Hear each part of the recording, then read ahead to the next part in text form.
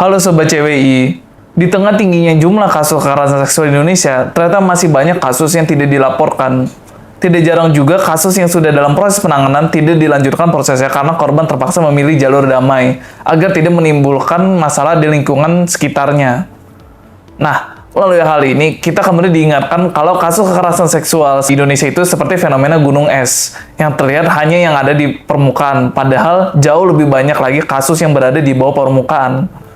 Kalau berdasarkan survei IJRS, banyak korban tidak melakukan kasus kekerasan seksual karena lingkungan sekitar seringkali menyalahkan korban, yang membuat korban jadi cenderung enggan melapor.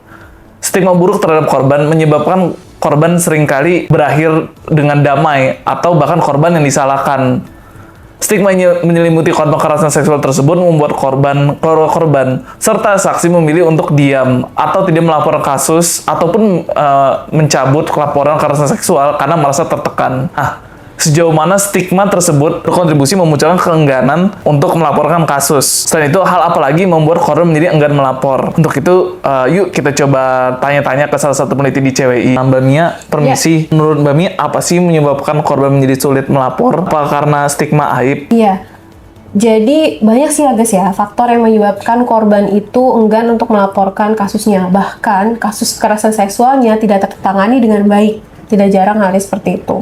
Nah, kalau dari hasil riset CWI terkait stigma tadi itu termasuk dalam tantangan kultural normatif. Jadi ada persepsi, nilai-nilai yang mempengaruhi persepsi gitu ya terhadap permasalahan tertentu. Nah, dalam hari ini kan permasalahannya kasus kekerasan seksual. Nah, tantangan kultural normatif tadi contohnya seperti apa? Misalnya di Gresik nih, ada kasus kekerasan seksual, korbannya hamil. Nah, tapi pihak keluarga itu jadi kesannya menghambat dalam penanganan kasus karena laporannya itu dicabut. Nah, itu dari sisi norma ya. Nah, ada lagi masalah di institusinya karena masih minimnya perspektif terhadap korban.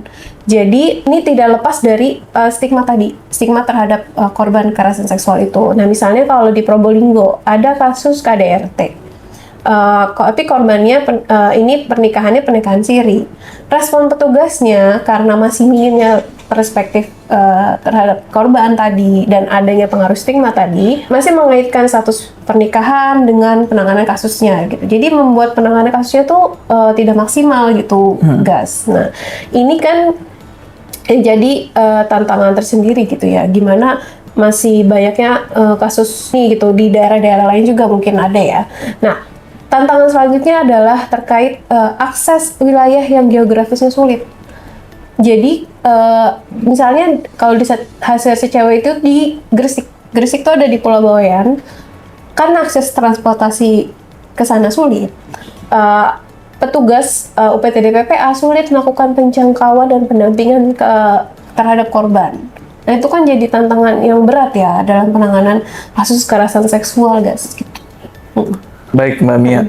Nah, Sobat CWI, tantangan menanganan kekerasan seksual itu jadi emang berat ya. Untuk itu kita harus bekerja bersama untuk melawan stigma yang selama ini membuat korban kekerasan seksual terbungkam. Dan di sisi lain, berbagai pihak seperti lembaga pendidikan UPTD PPA atau pemerintah daerah harus bersinergi mengupayakan penanganan kasus kekerasan seksual yang berpihak pada pemulihan korban. Ya. Benar guys, tantangan penanganan kasus kekerasan seksual itu berat banget. Tapi ada upaya-upaya yang telah dilakukan misalnya seperti Pusat PPA Jakarta, UPTD PPA di Kota Makassar misalnya, UPTD PPA di Gresik gitu, yang telah mengupayakan bekerja sama dengan multi pihak. Bekerja sama dengan masyarakat sipil, misalnya sekolah perempuan, terus lembaga hukum setempat, kemudian dengan akademisi, dengan media, dengan pemerintah daerah. Nah kan ini kan merupakan praktik baik ya, yang harus terus diupayakan dan dipertahankan gitu ya guys. Karena memang kebutuhan mendesaknya saat ini adalah bagaimana memastikan ketersediaan akses layanan yang mudah bagi korban gitu. Karena hal ini merupakan upaya untuk mengakhiri pembungkaman dan menegakkan budaya bicara. Baik, terima kasih banyak Mbak Mia. Sama-sama bergas.